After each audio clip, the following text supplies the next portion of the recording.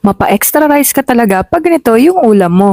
Imamarinate natin itong pork, lagyan natin ng maraming bawang, isang buong bawang pala yung nilagay ko dito at maglalagay din tayo ng pamintang durog. Tansya-tansya lang yung paglagay ko dito, wala akong measurement at maglalagay din ako dito ng paprika. Para naman may konting anghang pero konti lang dahil bawal tayo sa maanghang at maglalagay din tayo dito ng pink Himalayan salt, dagdag naman sa pampalasa. Maglalagay din tayo ng pineapple juice para naman lumambot yung karne at toyo. Pagkatapos nito is hahaluin natin, malinis naman yung kamay ko dito at set aside, i-marinate natin ng 1 hour. At ito na nga mga ging, magluluto na tayo, magpapainit lang tayo dito ng kawali at pagkatapos ilalagay natin yung karne pero set aside natin yung konting liquid kasi mamaya na natin yan ilalagay pag natuyo na itong pinakuluan natin na karne. At dahil natuyo na yung kanyang katas kanina at na golden brown na din yung karne, ilalagay na natin yung natirang liquid at isi-simmer lang natin ito ng 20 minutes.